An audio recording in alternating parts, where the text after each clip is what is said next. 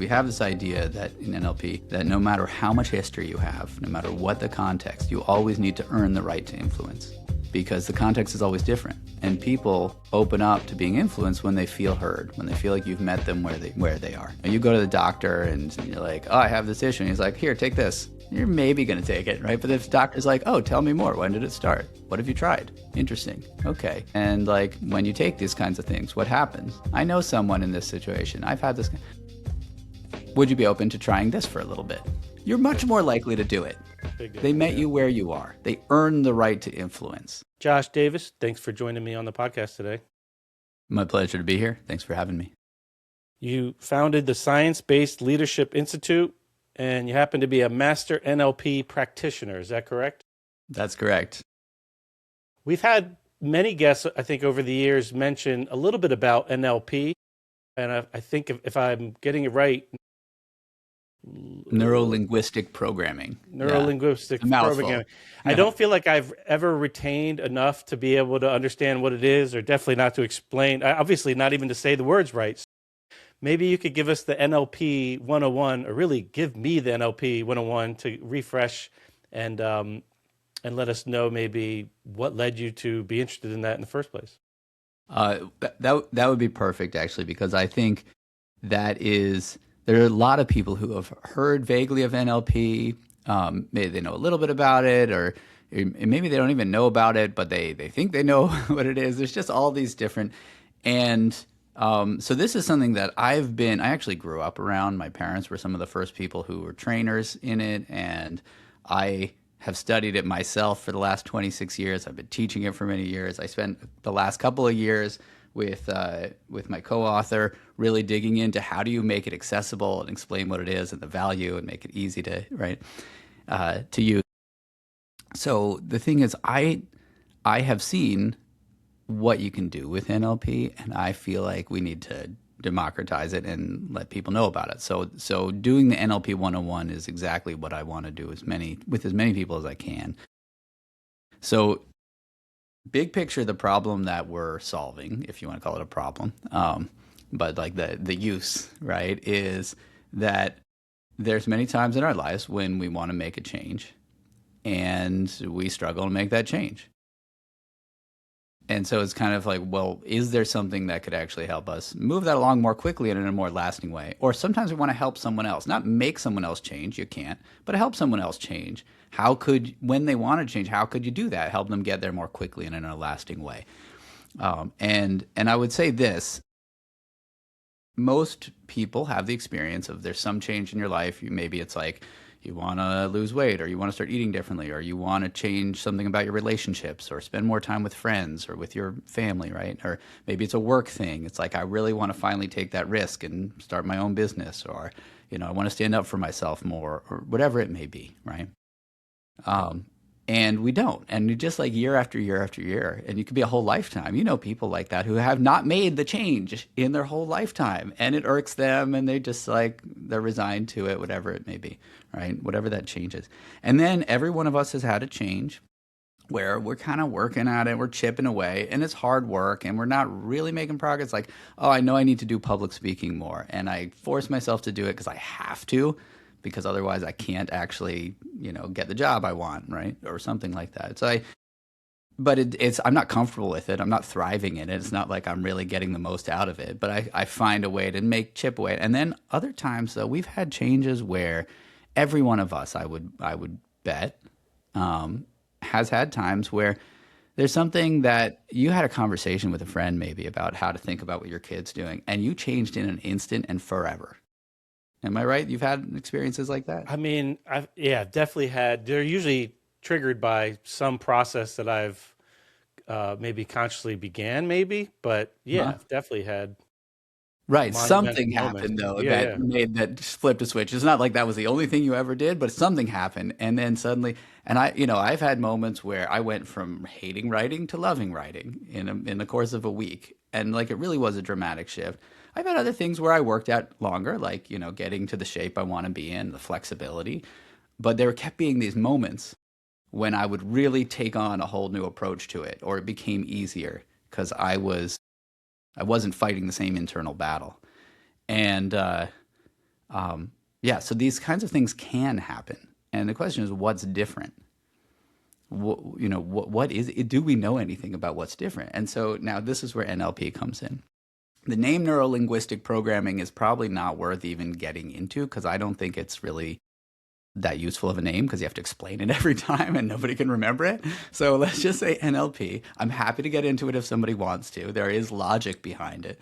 But what it really is we've got this collection of tools and ideas that come from the world of psychotherapy that are very good at quickly identifying what, for any individual in their context, is going to make that difference, the difference that will be the difference for them to be able to make that change in a quicker way and in a more lasting way. And what it kind of, where these come from is that you go back 50 years, it's like the 70s, right? Maybe even more in the 60s. You've got new kinds of psychotherapy. Up until then, psychotherapy had been slow. Sometimes you get an outcome, sometimes you wouldn't, right? And then all of a sudden in the 60s and 70s, cognitive therapy, hypnotherapy, gestalt therapy, family therapy, all these new kinds of therapies that are outcome oriented you've got pioneers doing the work, and they're getting results so much faster than in the past, and often not just faster, but often lasting results. Like, it really was a meaningful change for someone. And they're looking at every kind of change you can imagine. Health-related stuff, relationship stuff, business stuff. Those are usually the three categories, like professional stuff. So they're working on any kind of change you can imagine and getting results quickly and reliably that last. Now, not in every context, not with everyone. Nothing's a perfect silver bullet. But, this is a massive sea change in psychotherapy. So, and this is why my parents ran a family therapy institute, and so they're hearing about these new pioneers who are now in the textbooks. I mean, and there's research on everything now. It's been 50 years. But at the time, it's all brand new, and they're thinking, how do we learn how to do what, say, Dr. Milton Erickson's doing with his patients? All you could do is fly out to Arizona and watch him and try to copy what you're seeing, and had no idea what's the signal and what's the noise. So then along comes this linguistics professor and a partner of his they take the tools from linguistics, which are all about recognizing the form and stepping away from the content, being able to abstract what's the signal from the noise. And so they apply the mindset they have to doing linguistics, as well as the tools of linguistics, and observe a number of these new psychotherapists, these change workers. And they identify what are the language patterns they're using, what are the ones they're paying attention to, what's the attitude they're taking, what's the nonverbal communication. And they just did a fantastic job of identifying the form, abstracting it from the content, the signal from the noise. They went around teaching it. My mom was one of the first people to take a class with them, in the early days, and fell in love with it, got my dad into it. So that's how I ended up kind of growing up around this stuff. But, people took this at the beginning, mostly it's in psychotherapy, but then when coaching became a thing, executive coaching, life coaching, that really took off with it. People have applied it in marketing and sales. One thing that's a passion of mine as a dad of 3, I do work with dads. The challenges we face as dads. How do you connect with your kids? How do you lead them at times and be their playmate at times? How do you get them to want to open up to you? All of these kinds of things that we struggle with. We don't really have anyone to talk to. There's no tools. And these are these amazing tools that they really have been kind of time tested for 50 years. And there's research that supports all of them. Now, that's one thing I've done. So in the book, because I have a background, I have a doctorate where I studied psychology and neuroscience. I was a psychology professor for a while. Knowing that world, I can show how each tool really is supported by research. And that's in the book, right? In addition to trying to make it easy to understand and access. So that's what NLP is this collection of extraordinary tools for identifying what's going to help someone make the change they need to make in their specific context more quickly and in a more lasting way. And it's the attitude, it's the specific things that you can look for when you're trying to make the change, and it's also specific ways to kind of make those adjustments. And so, while we're talking, we may get into some examples, happy to give those, but that's kind of the big picture of what it is. And last thing I'll say about what NLP is that if it all boils down to just one idea, if you just take one idea away that's practical, essentially the endeavor of NLP is to recognize there is a world in which whatever behavior it is that I'm trying to change, there's a world in which it makes sense to not change. What is that world? Like it's helping you. Whatever you're doing now is helping you in some way. It's the best way you know how to try to accomplish what you're trying to do. It may not be actually working, but it's the best you know how. And until you have a better way, you're not going to make that change. And you're not operating in reality. You're operating in this sort of mental model, scaled down version of reality about what's possible and what's true and what causes what and what's my role. What's All your these, view yeah. of it? Like it's reality to you. It's your view. It's reality to you. And if you want to help someone else change, what matters is reality to them, which is not the same as some objective reality. We all distort reality in our minds. We delete stuff. We generalize. It's just what we do. You know, it's how brains work. And we just inappropriately perceive someone else's actions. You know, we think that our perception could be just so far different than the intention of someone that we're in a relationship with. Mm-hmm. Right. And I don't know if you have a specific example in mind. You don't have to say if you don't want to. Hundreds. Right. Okay. I've been observing human behavior for a long time. So you mentioned like all these other modalities that were, I guess, emerging back in the day. Did you tinker with all those, and then NLP just kind of emerged as one that you found more effective for you? So here's what I like about NLP. So no, I haven't done like deep specialized training. I'm not a therapist myself. I'm someone who has studied NLP and psychology and neuroscience research. And so I know how to read these things, right, and understand them, put the pieces together, and how to teach them, right? So I initially came to it through NLP, but in the research, what I've come to discover is, okay, you see pieces, like in cognitive therapy, the central aim of it is I have a thought that is getting in the way. Like I'm making meanings. For example, our conversation right now, the meaning I could make of it is, you know, he's deciding about whether I'm a worthy guest, right? Now, if I make that meaning out of it, I'm going to show up differently. It's going to be kind of unpleasant. I'm going to overreact to you even laughing right now. I'm going to think of it as I like, can assure you that one's off right. base. Now, I know that, Right. or at least I believe that to be true. So for me, I'm coming in and I'm thinking, like, I enjoy this kind of conversation. I do a lot of them. My take on it is different. I have a different belief, which leads me to show up totally differently, which is he's really curious about, you know, could NLP expand his abilities here? And I get the sense that you see me as someone who is qualified to be able to like give you that answer and kind of show you what it is and what the potential is. And that is a very different kind of thought, right? So cognitive therapy might say, let's replace the one thought with the other thought. In NLP, yeah, we're identifying thoughts that may be limiting or beliefs that may be limiting, but we're also looking at many other aspects. We're looking at how do I see myself, my identity, the capabilities I have? How do I tap into my inner resources? And, you know, how do I access emotional states at will to some degree, right? How do I learn how to have new triggers to old reactions? How do I change the mental imagery in my mind? So it's just this, because they're looking at multiple modalities, the founders of NLP, there's this richness that it's just a particularly wonderful set of tools, I think, that they identified. But so there's this richness to it. But then I think what's really also critical is that they really tried to kind of identify what's the mindset that you can show up with to have the most success with all of these tools also. Okay, well, let's expand on like the tools and the mindset.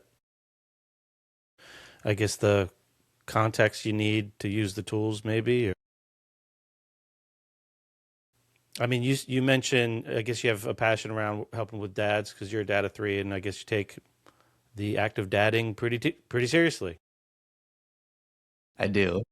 I have a history too of like really analyzing and self-reflecting on like how I dad.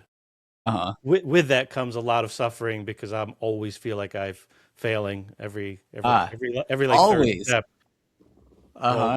I should change that that mental model in my mind there, but oftentimes I guess. Okay. Oftentimes I feel like Uh-huh. I'm slipping up. And I honestly think it's not really possible to parent and not slip up, you know. It is such an like complex thing to do. It would be, and it's all the time. It'd be amazing if you did it without slipping up, sure. So your dad, I mean, what's an example of like tools that you use that come out of NLP that are relevant for, I don't know, being a dad? I mean, you mentioned like trying to balance or reconcile the,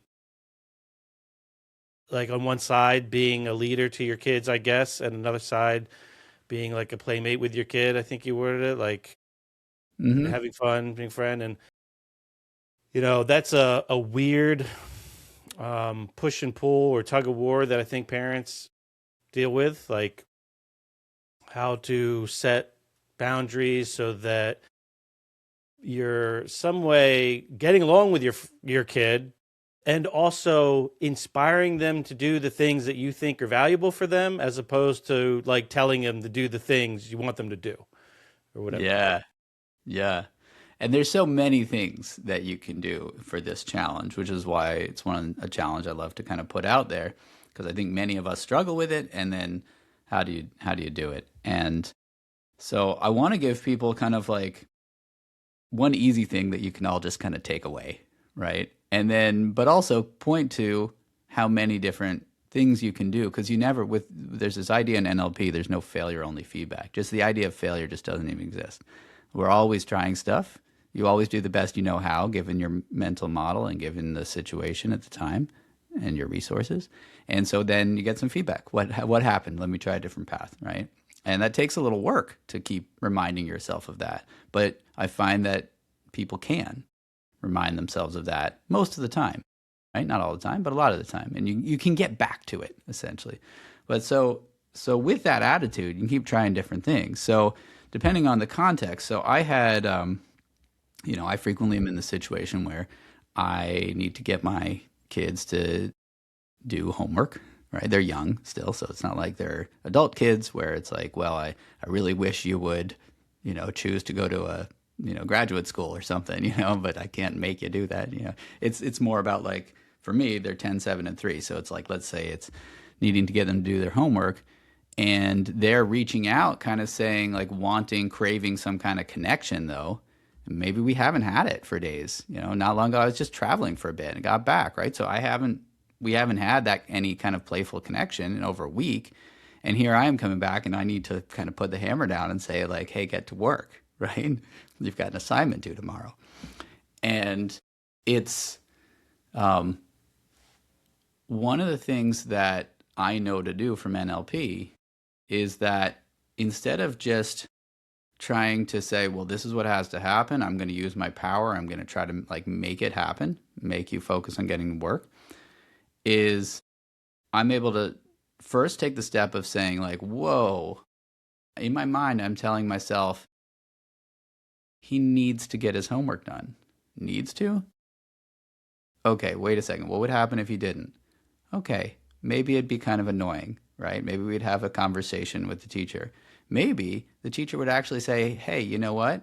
Like, let's talk about why it didn't happen. Maybe there's a learning opportunity. It's actually not the end of the world. So first of all, I Right. take the edge off myself by saying, wait, I'm acting like this is a need, but the world doesn't actually end. And actually, if I let myself go past that thought, I hear myself saying need.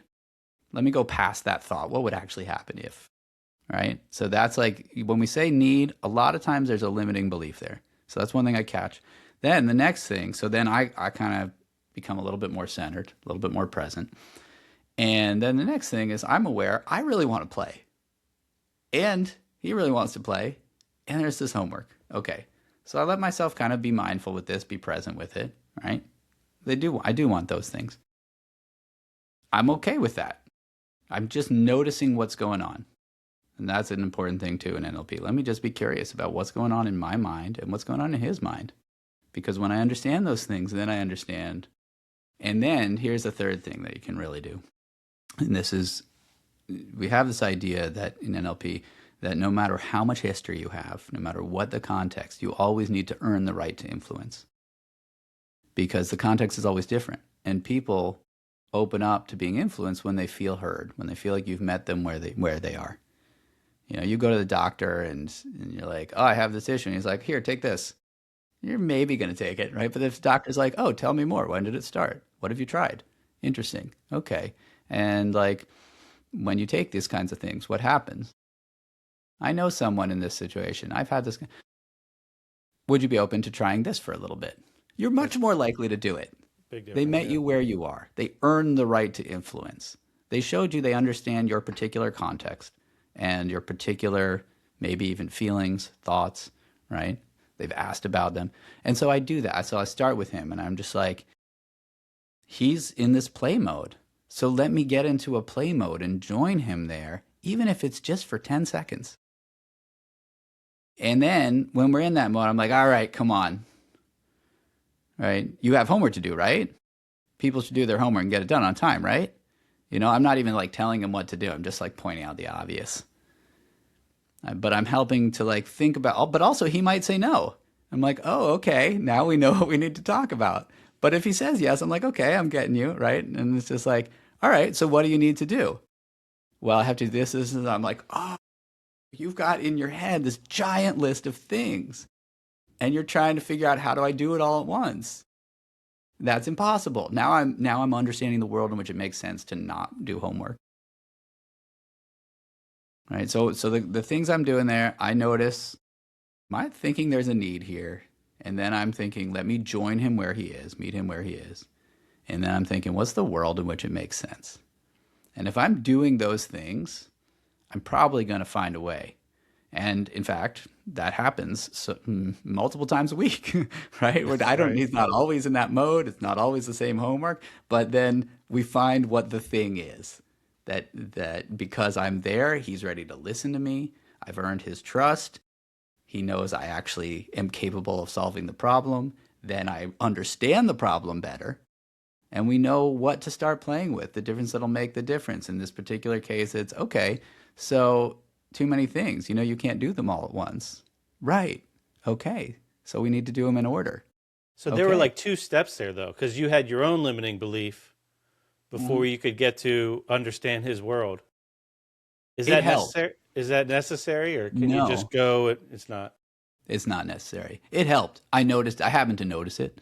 So it helped for me to just ask myself that question. But no, you don't have to. You can be feeling tense and angry and like it has to happen. And you can still say, let me join him and just see what happens. And what starts to happen is when you join someone, especially non-verbally,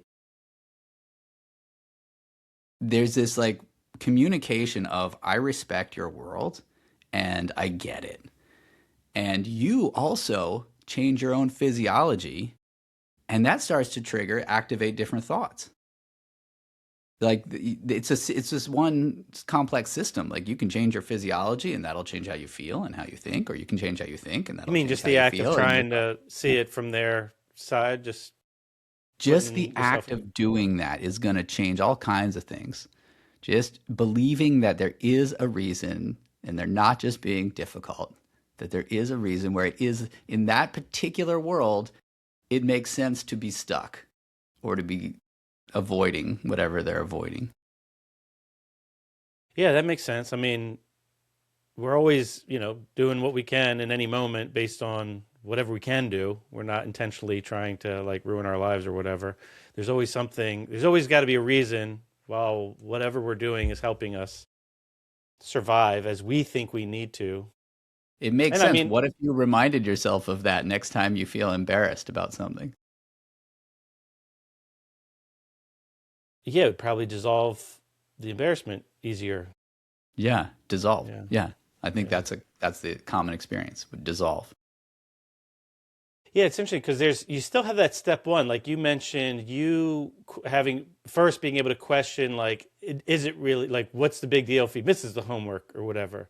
And I wonder, like, how far does that angle go? Because for different people, that could go to really dark places. And I don't want to say dark, but like on some level, if you identify yourself as someone that's a good parent, and your sense of like worth is based on whether you do a good job as a parent, and then And what does On doing some a good level, it's job like mean? if he doesn't do good, if he doesn't do his homework, then he doesn't get good grades. If he doesn't get good grades, he's not going to like make it in life. And then what will that mean about me? And what does that say about my parenting?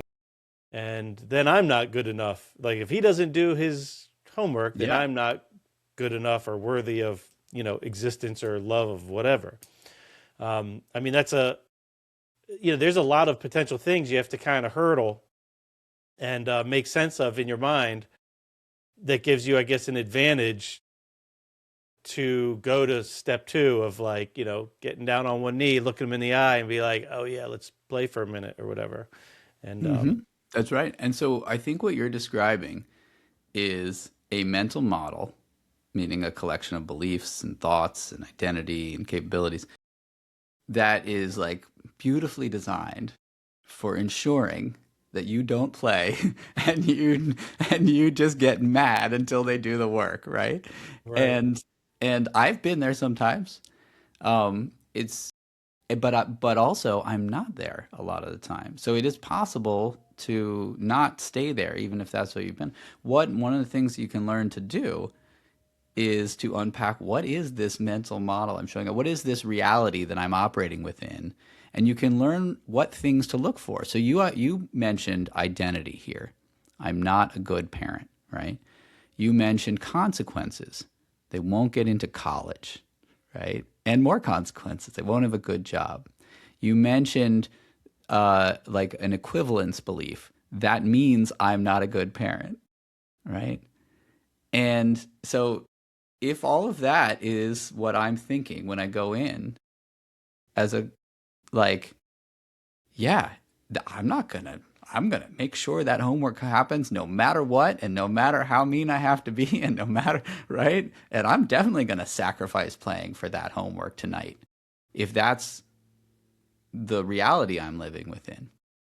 And so oftentimes just being able to kind of like unpack that and look at it yourself, my guess is just having outlined that, you can say like, oh, I can see 3 or 4 different things that actually I would like to try changing. Does it have to mean that I'm a bad parent, for example? And one way to explore that right now, you can just ask yourself, how will you be a better parent if you become open to the idea that maybe the homework won't happen tonight in the way you want it to? A better Yeah. parent according to your criteria, not Right. somebody else's, It's funny but because in when the I way think of you that, I, want to I be a have a parent. history, Josh, of being like, I really don't care if my kids do homework. So Right. it Right. So you're sits just different. playing You have a role play. strong academic background, so it sits different in your mind than mine. Right. And my But kids, I'm it's funny. sure you nailed it though in Yeah, terms of the thoughts and beliefs. Like I'm sure yeah, there's people listening who do have exactly those kinds of thoughts that right. you Yeah, mentioned. Yeah. yeah. I'm sure. It's funny. I mean, my kids have taken, I guess, like, especially for where we live and like how school is valued in the community that we live in. Hmm. My kids have taken like a very uh, non-traditional path as of once from like the time they left high school, I guess. Yeah. And I've been able to like I kind of wrestle with what that means in my mind and like seeing it viewed differently in the minds of other people in the area, like other parents. It's almost like sometimes when a parent sees another parent their kid differently than they would, they almost take it as a personal attack on Right. their What on does it how mean they about would do me? it. Like Right. you parenting that kid in a different way than I would parent mine is like as if it's a knock on them. And it's Yeah. like has nothing to do with you. That's right. It has nothing to do with you. And a lot of people will see that and that'll be a trigger for them. And they might even spend like 4 or 5 hours that day feeling kind of annoyed or aggravated or doubtful. And they might not even remember why. Right. But so that's a major, that is a big one for a lot, this comparison. And what does that mean about me? Because you never know, It's like, a am I doing thing. the right thing? You're Yeah, you trying to see it create all something over. for a Like life. you see it dietarily when people Yeah. see other people eat things that they wouldn't. It's like Right. they get upset. It's like they're Yeah. not forcing you to eat something you don't want to. Like this parent is not forcing you to parent your kid any differently because they are. They are not. They are Yeah. not. And even if like like even if my kid came home and said something, or even if, which never happens, that parent came over and said like, I disagree with what you're doing, right? Which they wouldn't do. But like, let's say like it actually came up, right? It's not actually gonna cause, but yes, we take these things and we run with them. It can be a massive trigger for parents. And there's an idea that I found valuable for that kind of thing, that sort of social comparison thing, that comes from NLP, which is that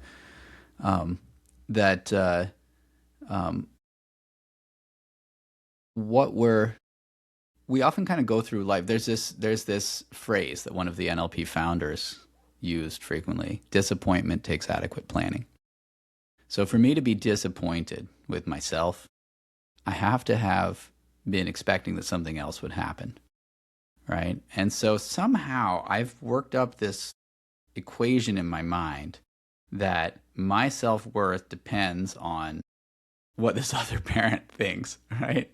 Or that the future, like that I need to know the future. I have to be able to control the future. And what it boils down to is we're often trying to control things that we can't control, right? And that's how we're going to evaluate ourselves, based on the approval of another parent, or based on whether my kid does something in the future.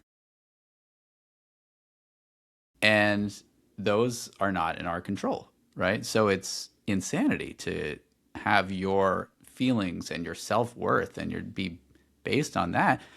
Also because you can't even know if it's happening. You're like over reading in the tea leaves, like what does somebody's facial expression mean, right? Or what is, like, because you can't know. It's the future and it's other people. It's like by definition not in your control, right? And so whenever somebody's kind of showing up looking to make a change, one of the first questions we'll ask is that in your control? And sometimes it is, sometimes it isn't. Sometimes, like, it's something that sounds like it's not. It's like, I want to have like $1 million in sales, but it turns out they actually have done that before and they've got all the systems in place and it's pretty close to being in their control. But oftentimes it's not in their control. And so the question is just, what is within your control that would move you in that direction? That's how you choose to evaluate success or failure. You spend a lot less time in life feeling disappointed because you're choosing how to evaluate things. If you don't choose, it's going to happen anyway. Your brain's just going to do it. We have part of the brain that's the dopamine system is all about prediction error, and you get a reward if you exceed your predictions. And so your dopamine system is going to react to whatever you unconsciously are walking around in the world with your expectations. It's like, oh man, my sister got more ice cream than I did. Okay, you got ice cream, right? You're unconsciously, you haven't realized that what you're actually looking for is equity in terms of the amount of ice cream. But yeah, so with these other parents, we do this all the time. With the future, we do this all the time. It's just like, okay, wait a second. I actually get to choose how I want to evaluate myself. And it's things like, how do I want to react when I see a parent doing something differently? Because it's going to happen every day, right? What do I want to learn, or what process do I want to focus on regarding my kid's future? That's the stuff that's in my control. And research shows that when you focus on the process or the learning goals or and what's within your control, you're more likely to succeed. Actually, you're more likely to get the good outcome than if you just focus on the outcome. And you're dodging all the like made up suffering that you just conjured out of thin air between your left and right ear. That's right. It's made up suffering. It's real in that it is suffering. Real, right? You really suffer. For sure. But you created an environment where the suffering made sense, but that wasn't fair to yourself, and you don't have to. Yeah, it's funny. Like with parenting and control, it's just so common. I mean, you see, it's almost like and granted, parenting's hard, and we don't get taught this stuff, but it's almost like parents, or many of them, look at their kids. There's like an ownership relationship. Like they think it's this other person that, yeah, of course you brought them into the world or helped to, like you own them, which is like, no, you don't. It's like that's their own entity, and it's so much easier to like interfere with that mindset and kind of screw up your relationship and make it harder on the kid. by, trying to shape, like you say, the future of this other person.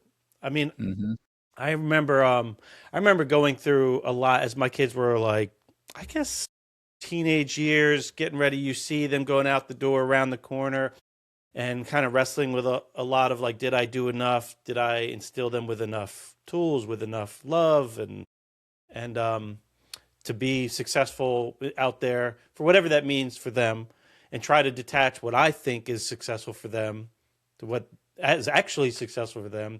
And I related it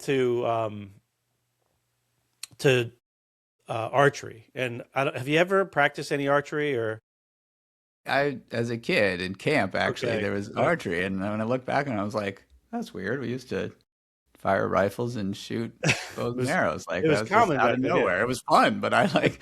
But there's all this like upfront work essentially where you set these parameters, but then you like let go. And as your kids get older, as they hit like middle school, high school, there's like we're really going back from earlier than that. Every year there's like more letting go you have to do, which is really hard to wrestle. And I know parents struggle with this, and there's this control, and ultimately it's because of whatever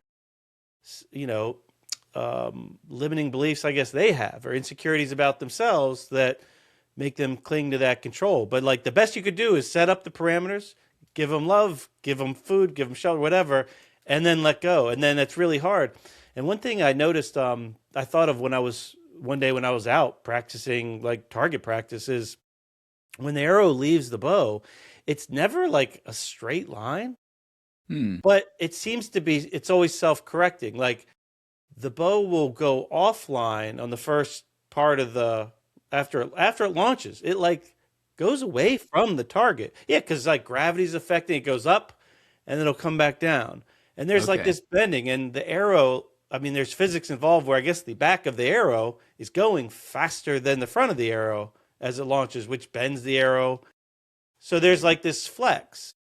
But what's interesting to me is like at first it looks like it's going off course, but there's this like bend back. Like you've put if you've nourished up front and you've set the parameters well with like, I would say an intention that vibes on a high frequency like love and not control or panic or whatever. Like it comes back. There was like a metaphor I saw in my practice that I felt as my kids were getting out was like really important, because you'd worry like that they're not on track, but then you'd see something. If you love them well, you'll see like, yeah, it might look like they're not on track, but then you'll see them take this step and you'll be like, oh, I wasn't that bad of a parent. They are like, but the act of acknowledging that they're not yours, that you can't control them, they're not you. It's like you said, it's in the future. It's really hard to let go of those ropes, because underneath that, it's what it says about you. And and I see it a lot. Like I run a gym, I work in a gym. I run a gym, and over the years, you'd see young kids come in with their parents, and the parents bringing the kid in because the parent wants the kid to get better at athletics or whatever. Most of the time, the kid's not there because the kid wants to be there. The kid wants to go play their sport. They don't want to go in the gym and train to be better.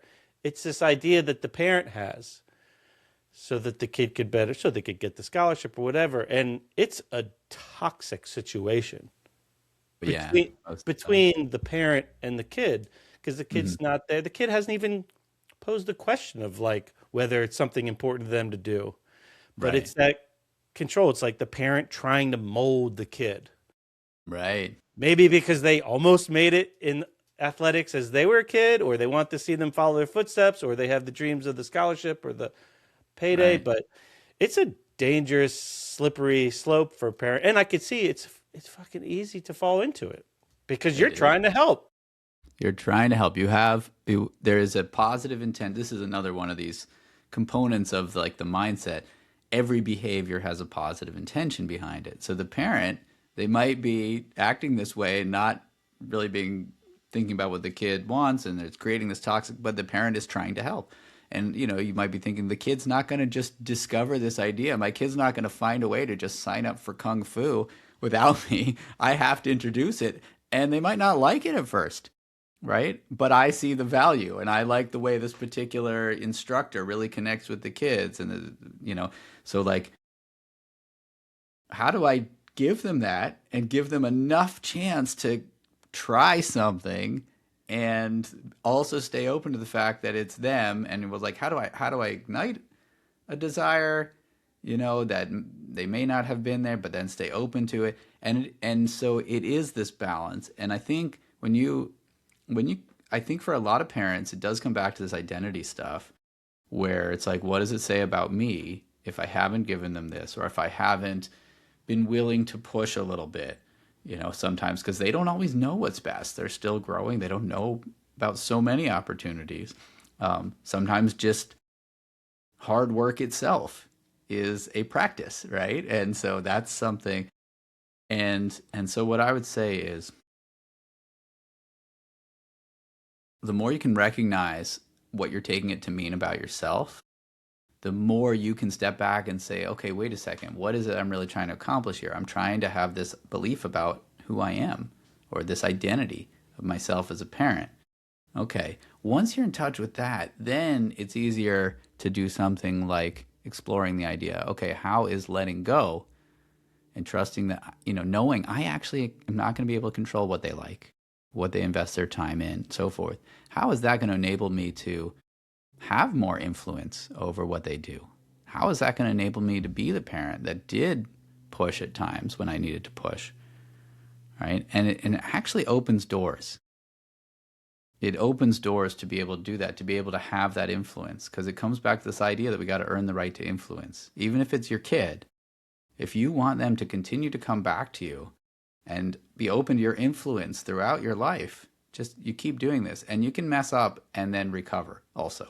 You don't have to worry about having, I've messed up, I can't do it. Okay, no, you can shift, and you can start showing up and saying, all right, look, I really want you to do this, and here's why, right? And they might say, I don't want to, and it's like, okay, will you be open to doing it for a year while we're exploring? Like, year, what are you talking about? That's my whole life, right? Yeah. But we can at least be starting to have this conversation, but I need to be ready to say, like, I'm going to pay attention to what's happening. And it's not, I'm going to make this happen, but it's when they push back, or if they start getting into it. Maybe they get into it too much, and now I have to drive for 2 hours every weekend to take them to something, right?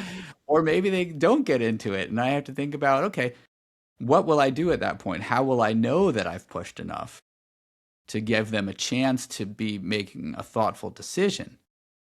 And how, right, these are the things that are in our control. And when we're in touch with the meaning we're making of it in terms of who we are as parents, the more flexibility we have to actually be able to kind of be there with them. Yeah, I mean, you mentioned a moment ago about, like, I don't know, it was like recovering, but I almost feel like I had a situation recently where I feel like there was like repair needed, because I think I had an interaction with my kid, and I don't want to give too much because I don't know if he'd be comfortable with me sharing some of these things, but I definitely like misread a situation and stuck my foot in my mouth, I guess. And then and it was really tough. And it's funny because I think he's a pretty compassionate guy, and I think even it's hard for him to see me feel bad for messing up, whatever. Which is, not, I don't want him to feel bad because, but he kind of saw me that I was really upset that I guess I like hurt him a little bit. Right. Because I misread a situation. I didn't understand clearly his worldview, I guess, about himself and what something meant to him, like you mentioned. And maybe I skipped that step. So I guess I would like to explore both those things a little bit. Maybe some different tools of how to extract that, to like get on the same page of somebody. Like what kind of questions to ask so that that they feel seen, so that they feel like you are trying to understand them, but also so that you can understand them. But then also, maybe if you have any ideas of like, okay, you screwed up, and how do you use these tools to like repair, I guess, and say, look, that was my bad. That wasn't really about you. It was about me.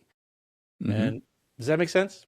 It does. Yeah. What an opportunity to be a role model now, because he's going to have times in his life where he screws up and he's like, oh man, I messed that up. Right. And how would you want him to behave? And you can use that as a guide for how you want to behave here. Right? This is a chance to show him what being a real person is, being like a resilient person is. You know, I messed up. Okay, does that mean I give up on myself? Does that mean I hate myself? Usually when we beat up on ourselves, there's a positive intention. We're trying to get ourselves to behave differently. It just doesn't usually get us to behave differently. It just gets us to feel worse and then think it's hopeless. So paradoxically, it does the opposite, but that's the intention. But intention is you want to behave differently. Of course you do. And I'll bet you also want to be a good role model. You know, and so how do you then, and you like this idea of let me meet him where he is. Like maybe I wasn't hearing his worldview at the time. So people people are telling you their worldview all the time, and you can just listen for it and ask questions. You know, if he's saying something to you and you notice he keeps talking about fairness, for example, that word maybe pops out, you know, or, you know, being happy, you know, being, you know, restricted. There's certain words that'll keep popping up. This one is kind of opposite to some other advice you might have heard, where it's people will say, oh, you should paraphrase to try to show you understand. Actually, people choose their words for a reason. They have like a very particular sentiment for them. And if you're paying close attention and you're like, so this really doesn't seem fair to you, you're feeling restricted, right? If he's using those words, those are meaningful words. Those are criteria he uses to make decisions. These are things that, you know, to determine whether something's important. You're letting him know, I'm not only listening, but I'm listening closely for how you speak to yourself. Like, so is that right? This is what's, and he'll correct you if it's not right. But if it is right, you're really saying like, okay, I'm getting you. Now you might not understand it, like, but how is this not fair? Pay attention to that. Ask him, how is this not fair? I get that you don't feel like it's fair, but I don't understand actually. Help me understand this, not because it's not true, but because I want to get it and I don't get it. Right? So you can ask whenever you notice that you don't understand something, you're trying to like step into his worldview and it doesn't make sense, that's when you ask a question. If you're not clear, it's like people are going to think I'm such an idiot. People. Who specifically? Okay, my girlfriend. Oh, anyone else? No. Oh, can you ask her what she thinks? Right? It becomes a much more tractable problem, but these are the ways we start to unpack the worldview. The criteria they use, these specific words they kind of come back to. What specifically, who specifically, how specifically, what would happen if you didn't? These kinds of questions to kind of drill down. And there's another one that we could do right now. I actually can do a little guided thing if you want. People Sure. listening can do the same thing. Let's do it. All right. So try this one out. I love this one. So you can think about that particular situation with your kid if you want. And I'll invite people listening to just think about any situation. If it doesn't have to be your kid, but someone where you want to influence someone and you're not exactly sure how to do it. Okay. And so for a moment, go ahead and observe that person in your mind. I don't know how you see them. You may be able to actually picture where they are. I don't know if there's other people there. It often helps to close your eyes. That's right. And you might be aware of their voice, or maybe there's no sound. And as you get a sense of how they seem, you see them in your mind's eye, you can notice their posture, their breathing, facial expressions, their movement or lack of those things. And you can step into their perspective now. You can take on some of that posture or movement. See what they see from their eyes. Hear what they hear. Maybe starting to notice what it feels like to be them. I don't know. Some people do. And now you can ask this question of yourself as them. And just notice what happens. Notice what comes up as them here as you're inhabiting their perspective for a moment. What is important to me?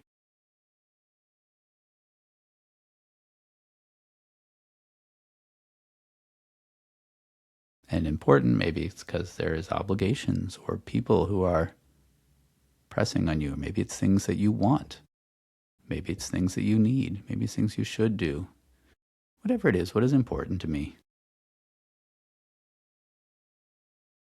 And whenever you're ready, you can come on back here to the present moment and open your eyes. Yeah, that feels really useful. And also, Josh, it feels really challenging. Like when I think about like I was imagining my son there, and I find it really difficult to get a clear like thought of like what it is like for him. I don't know. It's strange. Like, and maybe I need to just flex that muscle and practice that more, but, like he's just always been someone that's like I find hard to read. Right. And whereas like more so than the other people in my life. And that's probably why I struggle with some of these interactions, because I'm not getting a good read on, you know, how he maps the world or his place in it or whatever, because he doesn't give off a lot to me. I think like I think he holds it in for whatever reasons. I'm sure he's got his own stuff to work through, but I think it makes it hard for me. So even when I get real still and think about it, it's like I feel like I'm really guessing. Right. And you're always guessing. You can't know if you're right unless you go and ask him, right? Right. But what is important to me? It makes me think I should be asking him that question more often. What is important to you? Like and just be more, if we're discussing like a decision he's trying to make, or like, what are the important points for you? And maybe I just need to get to know him better in that way. Now that, when it's his kid, it's different, but now he's coming up on 20. So he's had like a few years here where he's thought a lot about himself and how he shows up in the world, but he hasn't necessarily shared all that. Right. He just takes in, these kids today take in so much information. They have, he's like the first generation to grow up with a screen. They've absorbed so much, and I don't know what it comes in that he allows to come out to the surface for the rest of the world to see. I do feel like there's a generational thing that's different there. Yeah. But you don't know. Yeah. And he might also intentionally not show his parents certain things. So I'm sure it's intentional in some ways. Yeah. Yeah. It does something for him. He has a positive intention behind not showing you these things. Right. Yes. What is that positive intention? When you discover that, you can have a meaningful conversation, right? What does it do for him to not share these things? That's important to him. That's another way to get at what's important to him, what he's trying to do. The way you phrase that, something that stands out. I hope you don't mind. Like, I'm being selfish here, getting your advice on. I love it because this is how people listening are going to say, like, they're going through the process with you, I assume. Okay. Like, I feel when you say, like, there's a positive intention for him doing that, like, something that has stood out that I don't think he would have a problem sharing is, I think I have a history of, like, worrying about my kids. Like there's some things You're the only one. You're the only one ever. Right. So like, and I acknowledge that. Like I worry about them. Like I worry about their health, and especially, and I worry about me being in their life, or and I know that he has said multiple times over the years, "Dad, you shouldn't worry so much." So like, it means something to him. It means something to him to not see me worry. Like I Or need, maybe he's trying to keep you from worrying. That's why he's right, not showing exactly. you these things. Right. Yeah. That's exactly where I was thinking. What a sweet kid. Yeah, yeah, he's super sweet. Yeah. He's holding things in from me so that I won't worry. He's like trying to protect me and maybe protect him to not have to see me because it's probably hard for him to see me worry about stuff. Probably is. Maybe. Probably is. Yeah, it's a great hypothesis. And you can't know for sure without checking it out with him. But it's a great hypothesis, and whether or not you're right, partly right, totally right, um, not at all right, it sounds really useful to be thinking this way. Right? You're probably going to approach him differently just having had these thoughts. Right. Well, do you think, like in this circumstance, is that something that is useful to, I don't want to say confront, but to like, is that useful to just hold that in myself and then help that shape the way I want to show up in the world, especially in relationship to him?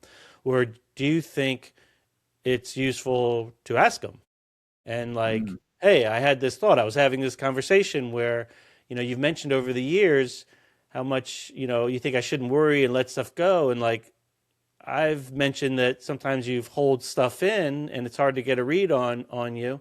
Um, do you think that that's why? Or do you think you're intentionally or maybe subconsciously holding stuff in because you don't like to see me worry and you don't want me to worry? Are you trying to protect? Like, is that useful to confront, or is that just like stirring a pot unnecessarily? And I should just use that information to not like walk on eggshells, but to be more skillful about my interactions with them.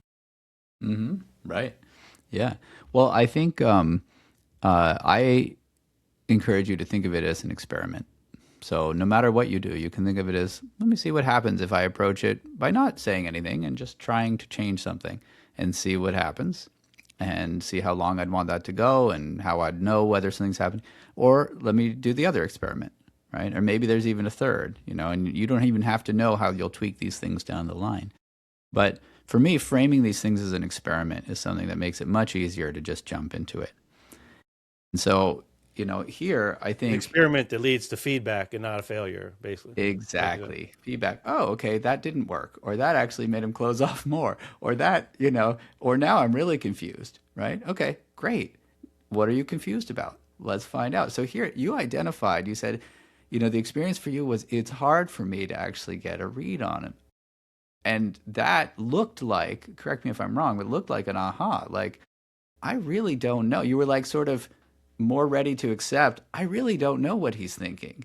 And I do want to know what's important to him. And that was a shift. It was like, I remember I do this kind of stuff all the time with myself. I was just teaching this retreat and with various people in the room. I was having certain thoughts about them. So I did this exercise in my own mind. Right. And with one of the people, I was like, oh, I totally know how to engage with him. Right. I get it. And with someone else, I was like, oh, I have so many different ways I can interpret what's going on for this person. And I really don't know. And it helped me to kind of let go and not keep reading into everything I was getting from them. So, But then how did you proceed with that person where you didn't know? Did you? Oh, I was like, oh, well, in that case, I want to show up and just be really present and try to you know, figure out what's going on for them, and I'm not gonna, if I get the sense that they're like, hey, don't push me to do stuff, let me go at my own pace, I'm gonna be like, oh, okay, great. Like, it was just easier for me to just go with whatever I got from that person at that point. Gotcha. And That yeah, makes sense. so are you putting a burden on him? Are you making it harder? Are you making it, so I think you can think about, well, what is it that you want to learn, right? What would be helpful to know about his reality, about his experience? And that's the stuff to ask about. Hmm. And, if it's not helpful, there's no point, right? You're not asking him to solve it for you, right? It's like, what would be helpful for you to know?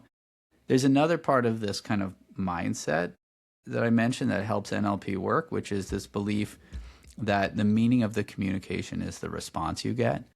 And here you're saying, is it possible that I've communicated to him that he should hold things back from me? because I'm showing, and the way you did it is perhaps by showing that you will worry if he doesn't hold things back, right? And it's like, so am I actually communicating to him through this?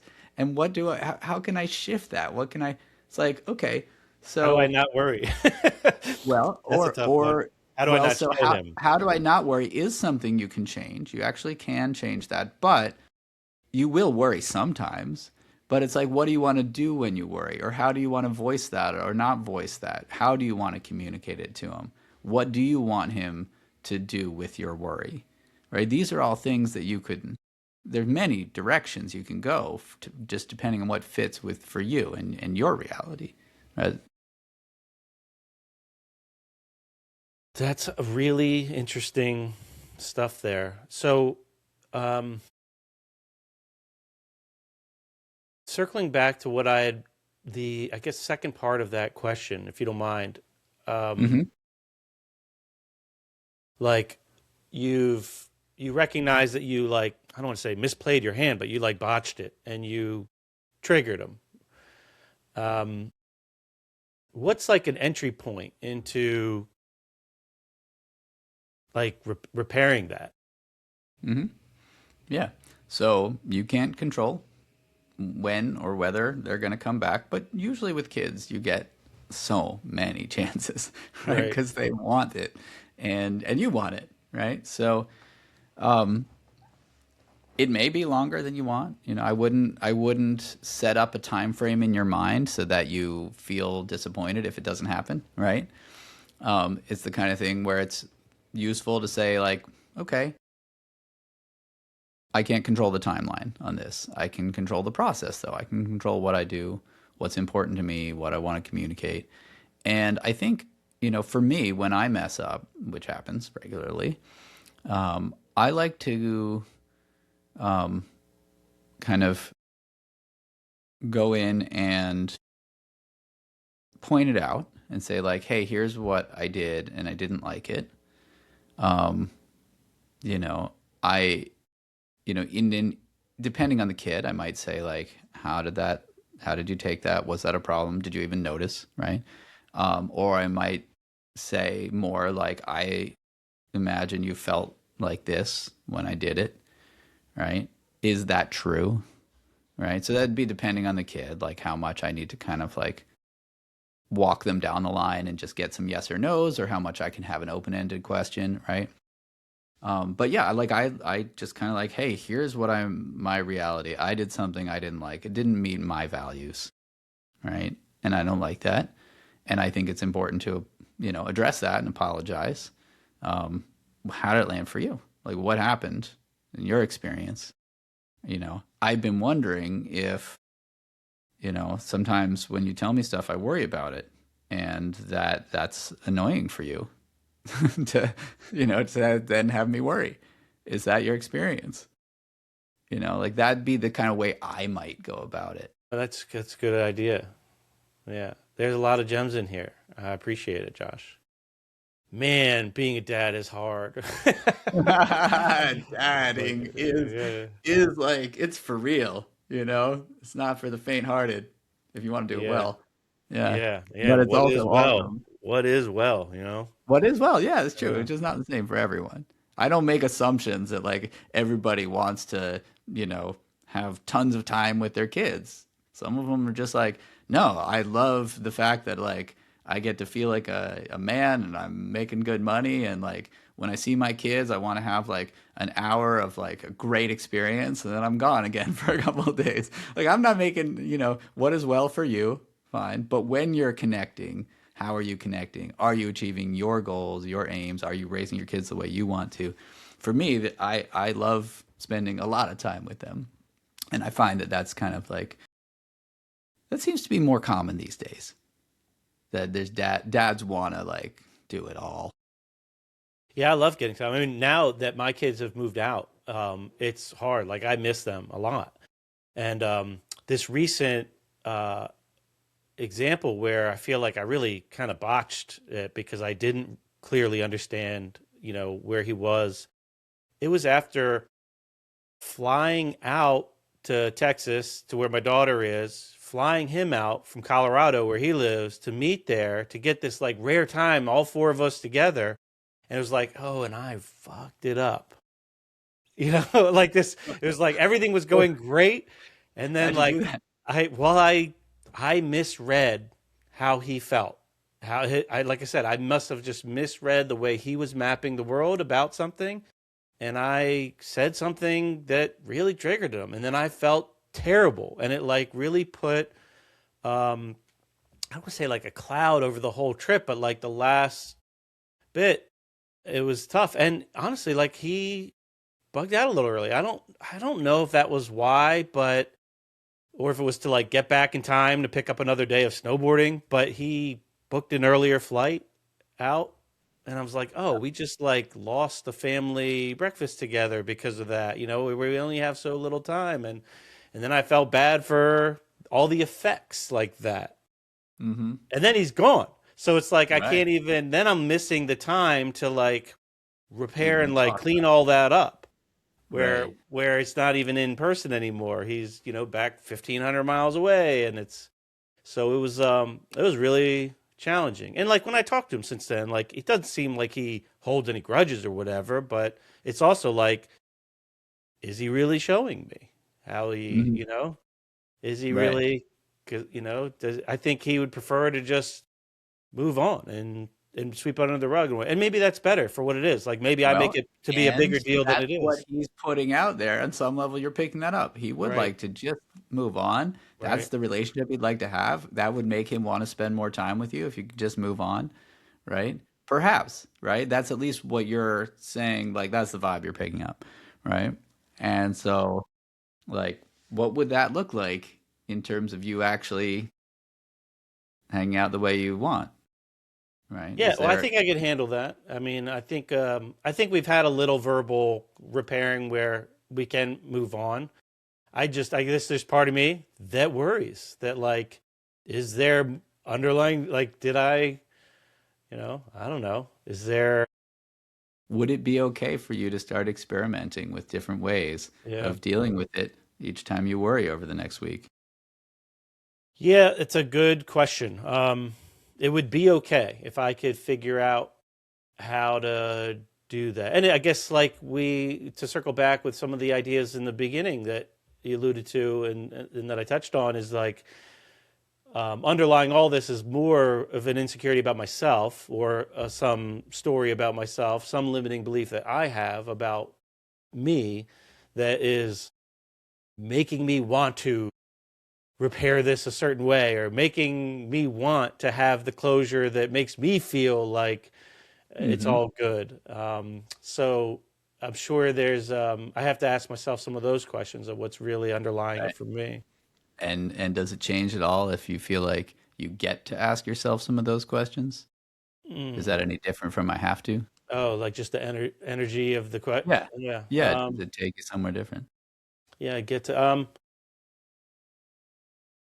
maybe, yeah, maybe. I don't know. I'd have to probably get a little quiet and still and like brew on that, Hmm. you know? Maybe. Maybe. Yeah. Sometimes it does, sometimes it doesn't.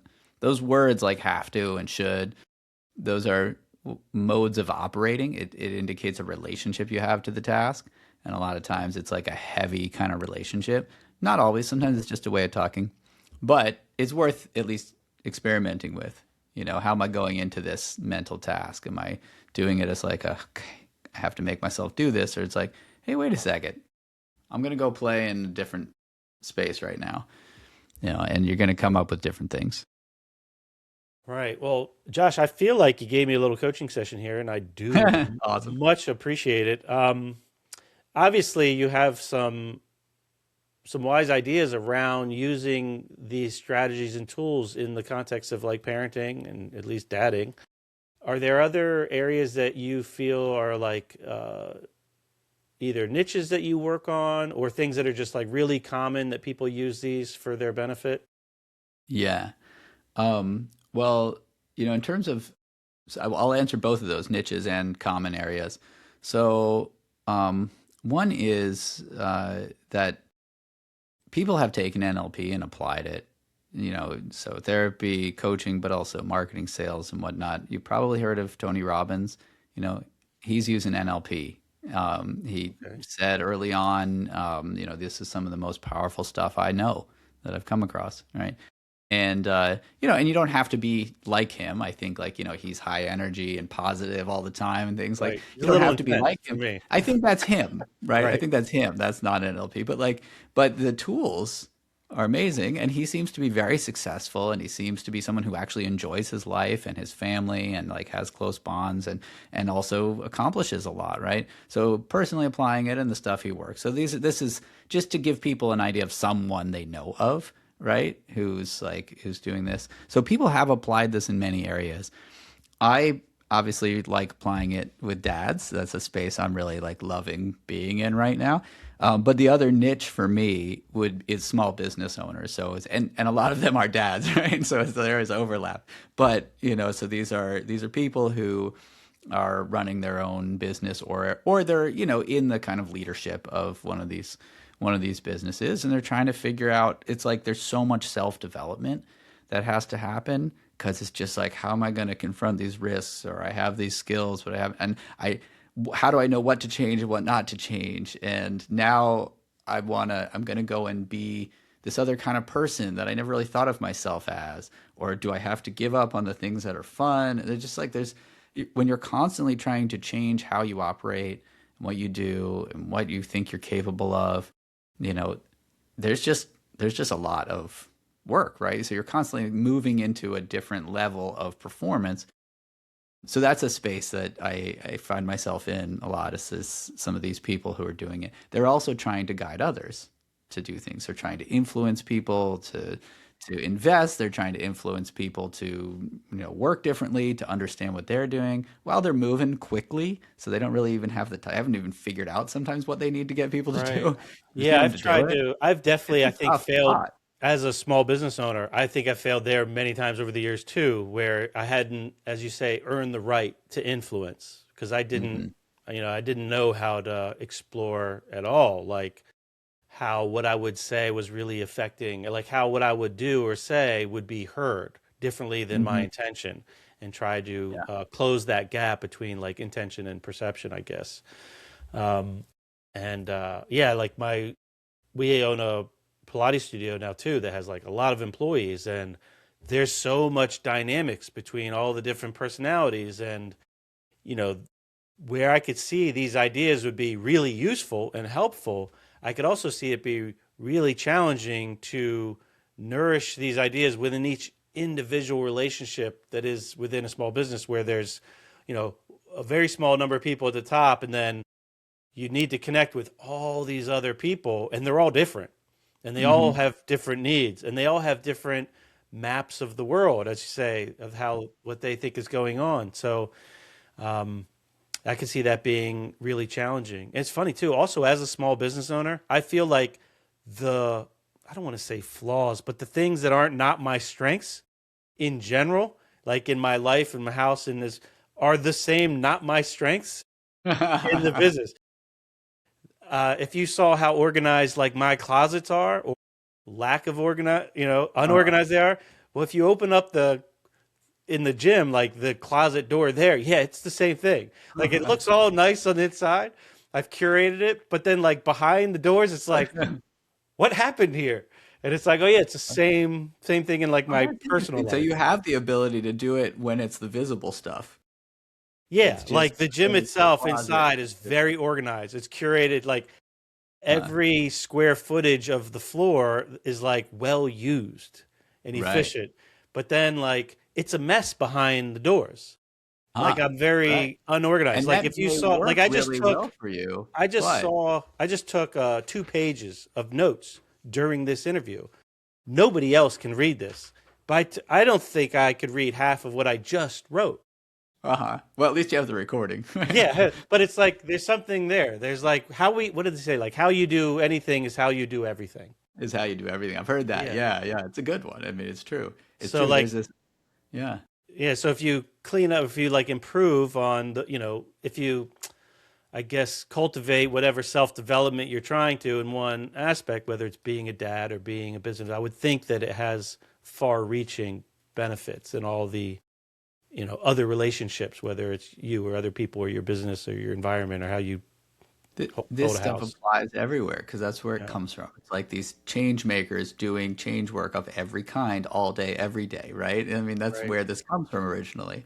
And like, what are the principles that are going to apply in any of those contexts? So, but I did hear a couple of things. One was this concern, like this would take a lot of work for me to do this with everybody and a lot of time, right? Is that possible? So I want to come back to that one.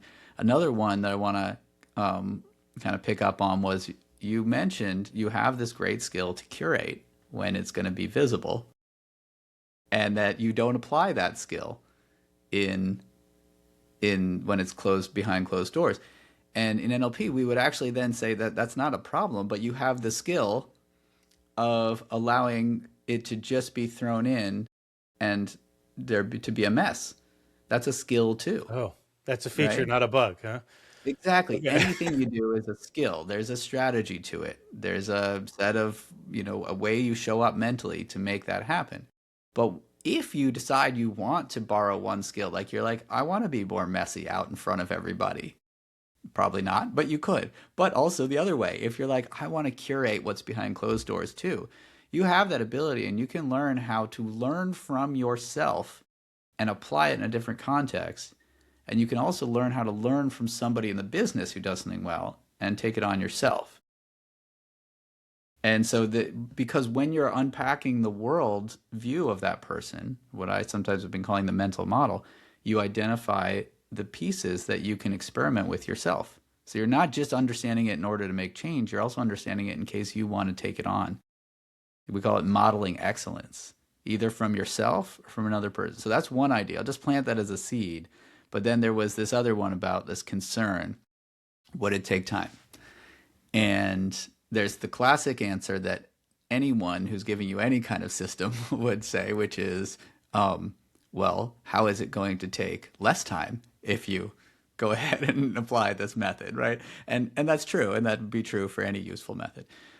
But I would also say this may be more relevant, which is you're interacting with these people already. It's not like adding interactions is necessary. It's not like repair is always necessary. But you're interacting with these people anyway. You're communicating something to them. This is just about when you communicate, are you learning? Are you starting from a place of at least being curious about their worldview, their mental model, what it is they're doing right? What is their positive intention? Have I communicated that they should actually be showing up to work late? Right? Have I somehow communicated that? And the thing is, once you open the door to that, you discover all these options you have. Like I had this example, this one was with the kids, but like we're at this event, we're all supposed to be quiet, somebody's speaking, right? And they're starting to tease each other and make too much noise. And it's like, clearly the people around us are noticing. And so I've asked them to be quiet and stop, and they're not doing it. And then finally, like, I got kind of mad. I'm like, you guys need to cool it, right? They don't stop. And it's like, okay, let me take because here I am knowing the stuff and not applying it. And then I remember to apply it, which happens like every day. If there's something happens, I'm like, oh, what if I applied what I know, right? And then I do. I'm like, wow, that was cool. I can't believe it worked again. But so I was like, did I just communicate to them that they should actually be teasing each other more and making more noise? And I thought about it. It's just like, yes, I communicated. Daddy is mad. They know that daddy is not as useful when he's mad, right? And so he's not going to be able to step in and stop us. And I also communicated that I'm not paying attention. So if you're getting teased, you're on your own. You're going to have to figure it out. And if the other one's not stopping, you better step up your game, Oh, sure. right? I communicated, you need to do this more.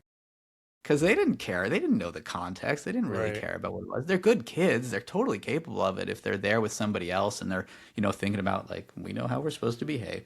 But with me, and they're just not thinking about the context and they're feeling like, wait a second, I need to, defend myself. And so they're doing it more. And then I'm like, whoa, okay, hold on a second. And then I'm like, hey guys, look, I'm not mad.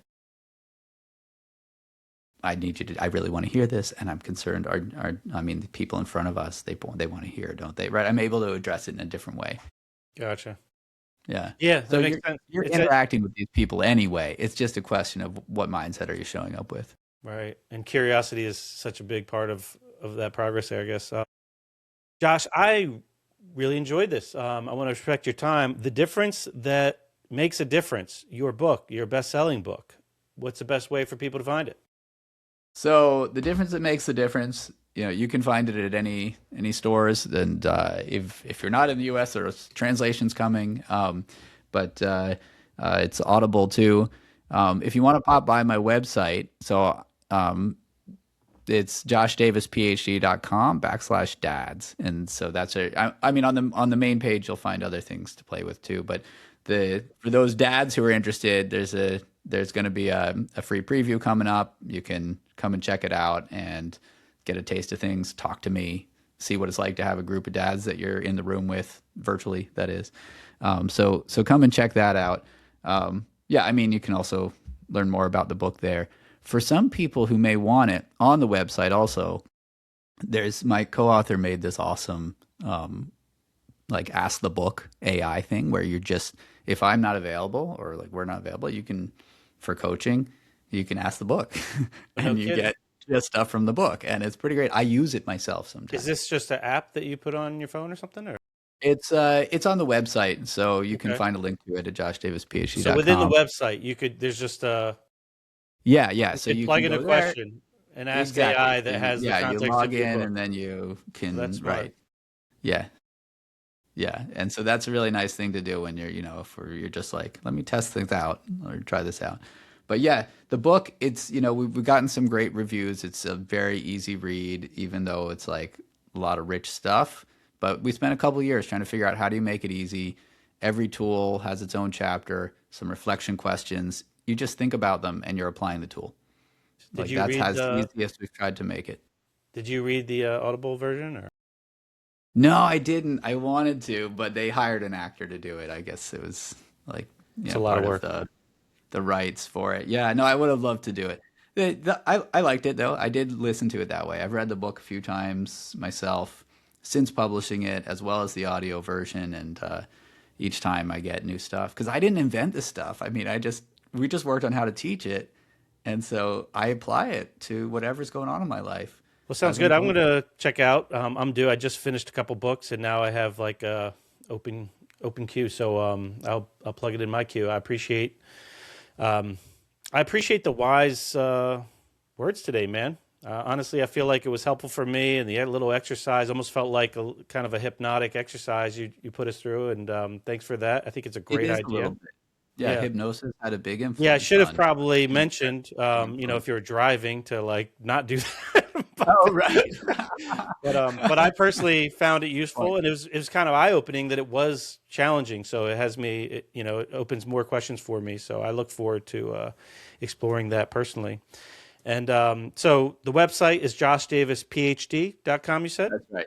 The book is The Difference That Makes a Difference. Josh, I appreciate you reaching out. I really enjoyed the conversation. For the listeners, always grateful for your listening. I hope you enjoyed. Sorry, I hogged it a little bit myself, but that's just what came up for me today. So I appreciate you hanging in there.